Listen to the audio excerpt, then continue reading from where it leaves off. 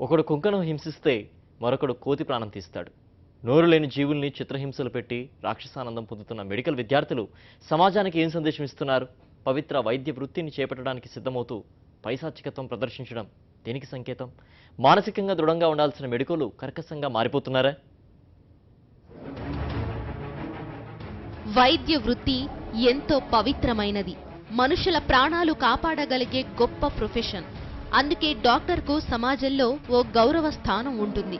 కానీ ఇటీవలి కాలంలో మెడికోల విపరీత ప్రవర్తన గమనిస్తుంటే జాలి, దయా స్థానంలో కర్కసత్వం పెరిగిపోతోందేమోనన్న ఆందోళన కలుగుతోంది.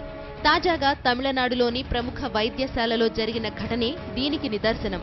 వేలూరులోని క్రిస్టియన్ మెడికల్ కాలేజీలో 4 మెడికోలు ఓ కోతిని కర్కోటంగా టార్చర్ చేసి చంపేశారు. హాస్టల్లోకి ప్రవేశించిన ఆడకోతిని దుప్పటి సహాయంతో పట్టుకున్న స్టూడెంట్స్ దానిని కర్రలు, బెల్టులతో కొట్టి ఇనుప రాడ్లతో చిత్రహింసలు పెట్టి ప్రాణం తీశారు. క్యాంపస్లోనే పూడ్చేశారు.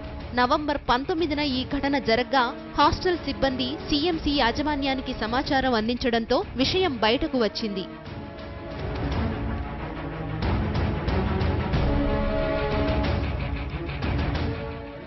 అంతకు ముందు కూడా మెడికోల దారుణ ప్రవర్తన దేశవ్యాప్తంగా సంచలనం సృష్టించింది. చెన్నైలో 2 మెడికల్ స్టూడెంట్స్ బిల్డింగ్ పై నుంచి కుక్కపిల్లను కింద పడేసిన ఘటన మర్చిపోగలమా?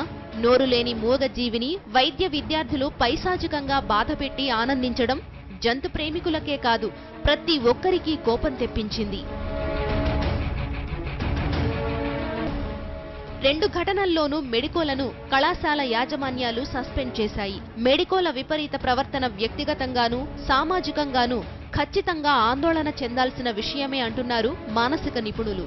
దీనికి కారణాలు గుర్తించకపోతే భవిష్యత్తులో ఇబ్బందులు తప్పవని హెచ్చరిస్తున్నారు.